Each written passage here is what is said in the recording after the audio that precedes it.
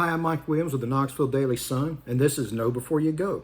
This is a little vacation trip tip that you can use while you're vacationing here in Gatlinburg. A lot of people who come to Gatlinburg are avid hikers, which is great because this is a hiker's paradise. More than 80 hiking trails and as many as 40 manways. A lot of people ask, what is a manway? Well, it depends on a lot of factors, how big he is, how tall he is. That's an old joke. A manway is just actually a trail that is not maintained by the national park. There's established trails, then there's those that are not established. Those are known as manways. It's always wise, if you're going on a manway, to make sure you've got a guide with you who knows the area, because it's very easy to get lost on them. One very popular manway is called the Courthouse Rock, and it's a column of rocks that looks similar to the columns of rocks you'll see in the desert out there in Arizona.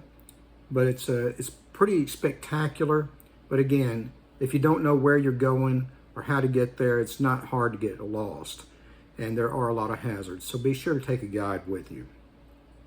Somebody who knows the area. Another hot tip for you, something you should know before you go. When you're coming into Gatlinburg, after you pass through Gatlinburg, you're going to enter the national park. Of course, you want to stop at the Sugarlands Welcome Center and get you a parking permit. And then you'll take the road on up to the very top of the mountain. You'll come to a place, it's a intersection called Newfound Gap.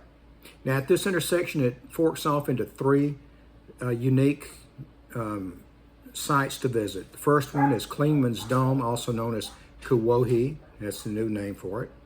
And then there's another road. The other road will take you down to Cherokee, North Carolina, where you can experience Cherokee culture. And if you've got a bank account you want to clean out, they've got a casino, they'll help you with that.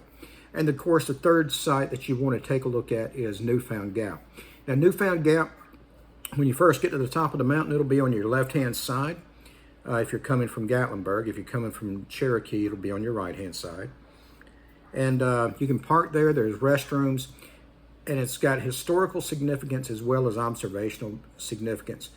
There's scenery there that you just don't want to miss out on. Beautiful scenes of the mountains, incredible views. You got to see it to believe it, but you want to go on a clear day when the sky is blue. Now, off to your left, if you're facing the mountains, off to your left, you're going to see a stone wall, a flagstone wall. That's a historical site. It was on top of that wall. There's a platform. That's where President Roosevelt stood when he dedicated the park more than 80 years ago. Another site you might want to look at while you're there at Newfound Gap is you can stand on the Tennessee-North Carolina state line, 1 foot in each state, and it's kind of a unique experience. Now, excuse me, when you leave there, you're going to head on up the road just a little bit, and you'll go to a place that used to be known as Clingman's Dome. It's now known as Kuwohi. They changed the name of it back in 2024 after some lobbying by the Cherokee. Kuwohi is a Cherokee name.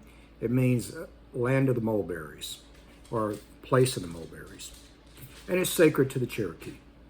Now, when you get up there, you are at the highest point in all of Tennessee. You're at 6,600 feet 6,600 feet above sea level.